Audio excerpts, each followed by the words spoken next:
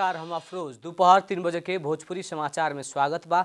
सबसे पहले प्रमुख समाचार। 2020 में संपन्न स्थानीय तह निर्वाचन के नतीजा अंतिम चरण में काठमाडौँ महानगर में स्वतंत्र उम्मीदवार बालेन्द्र शाह के विजय निश्चित। राष्ट्रपति विद्यादेवी भण्डारी द्वारा आगामी आर्थिक वर्ष के नीति तथा कार्यक्रम प्रस्तुत। समुन्नत नेपाल के आकांक्षा के आत्मसात करे की योजना। सरकार के नीति तथा कार्यक्रम पर विभिन्न दल के नेता सबके मिश्रित प्रतिक्रिया। सुधारोन्मुख नीति भइला पर भी संतोषजनक ना भइल कहना। अमेरिका के टेक्सास राज्य स्थित एक विद्यालय में भइल गोली प्रहार में 21 जने की मृत्यु। अमेरिकी राष्ट्रपति जो बाइडेन द्वारा दुख व्यक्त। Gujarat Titans Indian Premier League IPL T20 cricket के फाइनल में प्रवेश।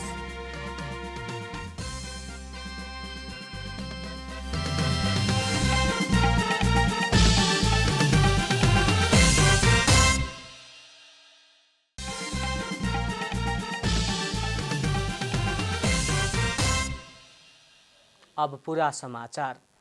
काठमाडौँ महानगरपालिका के मेयर पद में स्वतंत्र उम्मीदवार बालेन्द्र शाह विजयी निश्चित भइल बाटे।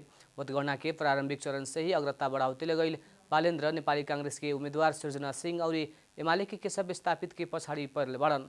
पिछिलका मत परिणाम मुताबिक बालेन सबसे सृजना और स्थापित करीब 20,000 मत से पिछाड़ी रहल बाटे लोग। उपमेयर में एमाले के सुनीता डोंगोल प्रतिस्पर्धी सत्ता गठबंधन के उम्मीदवार रामेश्वर श्रेष्ठ से मतांतरण सहित विजयी सुनिश्चित कैले बाड़ी। काठमाडौँ महानगर बाहेक अन्य 5 महानगर के मत परिणाम इससे पहले ही आ चुकल बाटे। जेमे ललितपुर महानगरपालिका के मेयर में कांग्रेस के चिरीबाबू महर्जन और उप प्रमुख में नेकपा एमाले के मंजली साक्य विजय भइल बाड़ी।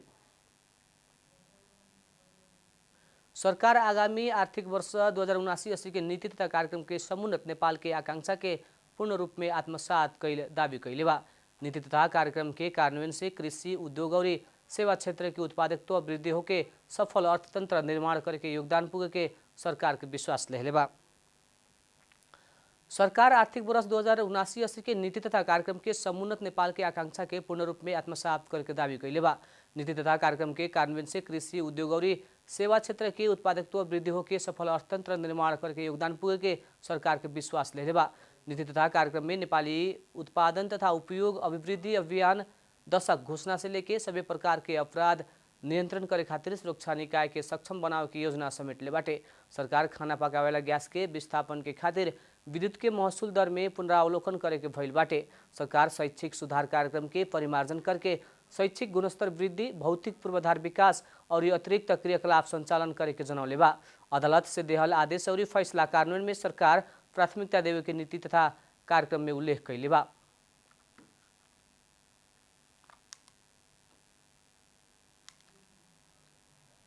सरकार से प्रस्तुत कई आगामी आर्थिक वर्ष के नीति तथा कार्यक्रम के लेके विभिन्न दल के नेता लोग मिश्रित प्रतिक्रिया देहले बाटे।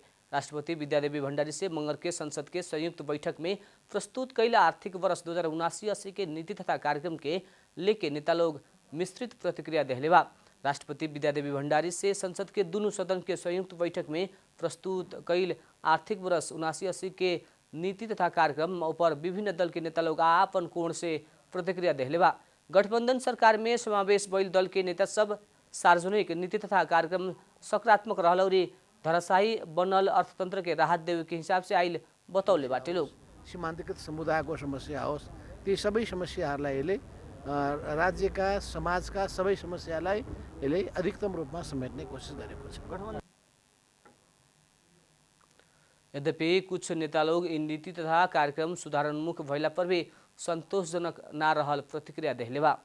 सकेन, सायद यो चुनावी वर्ष पनि भएको हुनाले पनि सरकारमा उनीहरूले अलि नयाँ कुरा गर्न आँट पनि गर्दैन। केही पपुलिस्ट कुराहरू र केही सुधारका कुराहरू गर्नुपर्ने बाध्यता पनि हुन्छ। त्यही कारणले गर्दा होला फेरि सुधारात्मक हिसाबले यो ठिकै छ, तर यो अपर्याप्त छ भन्ने मेरो ठुलो बनाउनु जरुरत छैन। कयौँ कुरा बजेटमा आउने कुराहरू पनि यसमा परेका छन् र त्यसैले मैले अलि सुधारात्मक परम्परागत प्रमुख प्रतिपक्षी दल नेकपा एमाले नीति तथा कार्यक्रम पुराना ही शैली के निरंतरता भइल और घोषित कार्यक्रम कार्यान्वयन होके अर्थतंत्र के थप भार परे के ठोकुआ कैले बा। कार्यक्रम एउटा परम्परागत छ, यो नीति कार्यक्रम झन्डै 2 घन्टा पढिएको छ र यो 2 घन्टाको समयमा यो नीति कार्यक्रममा कुनै त्यस्तो नयाँ कुराहरू छैन, कुनै नयाँ सपनाहरू छैन र कुनै देशवासीहरूलाई जनताहरूलाई सिङ्गो मुलुकलाई अपिल गर्ने कुनै त्यस्तो योजनाहरू यो नीति कार्यक्रममा छैन र यसले कुनै उत्साह पनि दिएको छैन र सपनाविहीन, उद्देश्यविहीन, गन्तव्यविहीन र यथास्थितिबाट त्यो नीति कार्यक्रम सरकार नीति तथा कार्यक्रम के ही आधार में बजट पेश करे के लाटे मंगर के प्रस्तुत भई नीति तथा कार्यक्रम में सरकार विशेष करके कृषि और आत्मनिर्भर उन्मुख अर्थतंत्र बनावे खातिर स्वदेशी उत्पादन और उपभोग उद्यमशीलता के जोड़ देले बा। भोजपुरी समाचार में अब छोट विश्राम।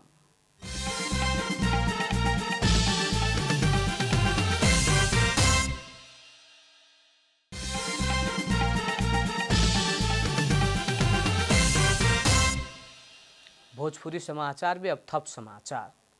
सरकार आवेला आर्थिक वर्ष से देशभर के प्राथमिक तह के सामुदायिक विद्यालय और सामुदायिक अस्पताल में इंटरनेट के न्यूनतम शुल्क में 50% सहूलियत उपलब्ध कराव के भइल बाटे। सरकार से नीति तथा कार्यक्रम में राज्य के आधारभूत तह में महिला और दलित के समानुपातिक प्रतिनिधित्व सुनिश्चित करे के उल्लेख कैले बा। आवेला वर्ष 7 प्रदेश के कम्ती में 100 माध्यमिक तह के सामुदायिक विद्यालय सब में छानल विषय सब में समान गुणस्तर के शिक्षा उपलब्ध कराव के सूचना प्रविधि के प्रयोग करे के भी बताओल गइल बा। राष्ट्रपति भण्डारी बाल न्याय प्रणाली के प्रभावकारी बनाव, थप बाल सुधार गृह निर्माण तथा मौजूदा बाल सुधार गृह के भौतिक पूर्वाधार सुदृढ़ करे के बतौने हुए। वहाँ के ज्येष्ठ नागरिक और अपंगता भइल व्यक्ति के संरक्षण करे के भी बतौले बानी। उद्योग वाणिज्य तथा आपूर्ति मंत्री दिलेन्द्र प्रसाद बड़ू पेट्रोलियम पदार्थ के मूल्य तत्काल घटाव सकेला हिसाब से अवस्था ना रहल बतौले बानी।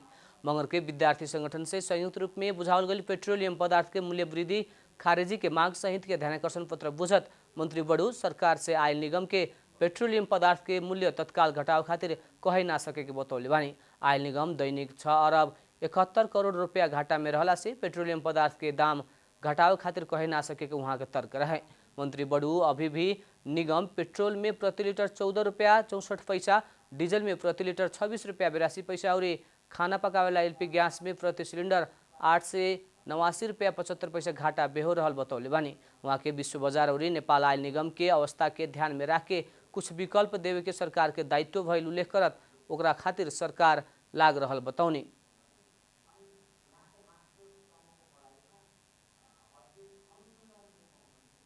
हामी सरकारको नाताले र विश्व बजारको अवस्थालाई पनि ध्यानमा राखेर नेपाल आयल निगमको अवस्थालाई पनि ध्यानमा राखेर तैपनि यो माग त आखिर जनतामा परिरहेको छ। सरकार जनताप्रति उत्तरदायी छ। हामी त्यो कुरा स्पष्टतः हामी अनुभूत गर्छौँ, हामी त्यसमा स्पष्ट छौँ। त्यसकारणले पनि हामीले केही विकल्पहरू दिनुपर्छ। विद्यार्थी संगठन से पेट्रोलियम पदार्थ के कच्चा तेल प्रशोधन केंद्र स्थापना करके अन्य लाभ ले खातिर और नेपाल सरकार के स्वामित्व में रहल नेपाल आयल निगम के निजीकरण करे वाला हिसाब से कैल चल खेल खारिजी के समेत मांग कैले बा। अब आर्थिक समाचार।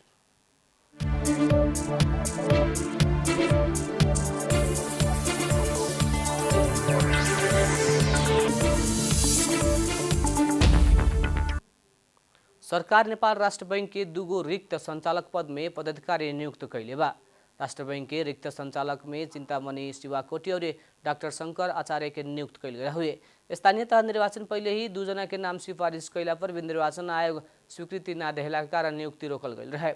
शिवाकोटी ऐसे पहले डिप्टी गवर्नर हुन त आचार्य नेपाल राष्ट्र बैंक के पूर्व कार्यकारी निर्देशक हुन। 5-5 वर्ष के 2 कार्यकाल ओरवा के श्रीराम पौडेल और 5 वर्ष के 1 कार्यकाल ओरवा के रामजी रेग्मी अवकाश भइला बाद संचालक पद रिक्त रहल रहे। नेपाल राष्ट्र बैंक संचालक समिति में 7 जने संचालक रहे के व्यवस्था बाटे। संचालक सबके पद रिक्त भइला पर राष्ट्र बैंक से करे वाला कुछ निर्णय सब में कठिनाई भइल रहे। भोजपुरी समाचार में अब छोट विश्राम।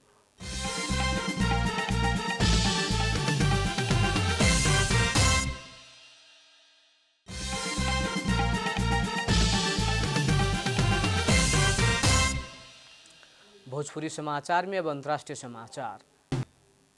अमेरिका के टेक्सास राज्य में एगो विद्यालय में गोली प्रहार भइला से 21 जन के मृत्यु भइल बा।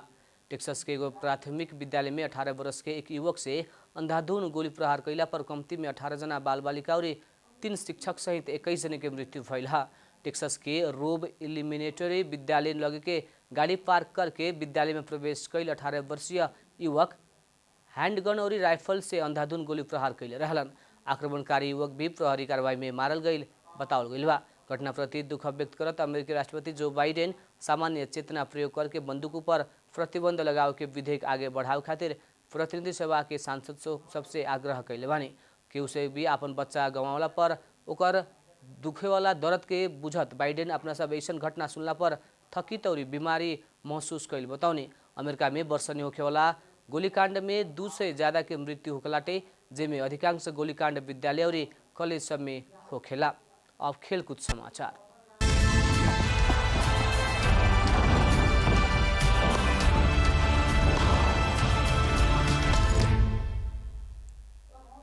Gujarat Titans Indian Premier League IPL T20 cricket के फाइनल में प्रवेश कैले बा। मंगल के राति भइल पहिलका क्वालिफायर में राजस्थान रॉयल्स के 7 विकेट के हरावत गुजरात फाइनल पुगल हुए। राजस्थान से दिल 189 रन के लक्ष्य गुजरात 19 ओवर 3 बॉल में मात्र 3 विकेट गंवा के पूरा कैले रहे। गुजरात के जीत में डेविड मिलर विस्फोटक बैटिंग करत अविजित रहत 68 रन के अर्धशतकीय इनिंग खेलन। उससे पहले बैटिंग कैल राजस्थान 20 ओवर में 6 विकेट गंवा के 188 रन जोड़ले रहे। राजस्थान के खातिर जोस बटलर 89 रन के अर्धशतकीय इनिंग खेलन। जीत संगे गुजरात डेब्यू सीजन में ही IPL के फाइनल में स्थान बनौले बा। राजस्थान के भी फाइनल पुगे के अवसर रहल बाटे। अब राजस्थान एलिमिनेटर के विजेता से दोसर का क्वालिफायर खेली। अंत में प्रमुख समाचार फिर एक बेर। वैशाख 30 में संपन्न स्थानीय तह निर्वाचन के नतीजा अंतिम चरण में काठमाडौँ महानगर में स्वतंत्र उम्मीदवार बालेन्द्र शाह के विजय सुनिश्चित। राष्ट्रपति विद्यादेवी भण्डारी द्वारा आगामी आर्थिक वर्ष के नीति तथा कार्यक्रम प्रस्तुत। समुन्नत नेपाल के आकांक्षा के आत्मसात करे की योजना। सरकार के नीति तथा कार्यक्रम पर विभिन्न दल के नेता सबके मिश्रित प्रतिक्रिया। सुधारोन्मुख नीति भइला पर भी संतोषजनक ना रहल कहना। अमेरिका के टेक्सास राज्य स्थित एगो विद्यालय में भइल गोली प्रहार में 21 जने की मृत्यु। अमेरिकी राष्ट्रपति जो बाइडेन द्वारा दुख व्यक्त। Gujarat Titans Indian Premier League IPL T20 cricket के फाइनल में प्रवेश।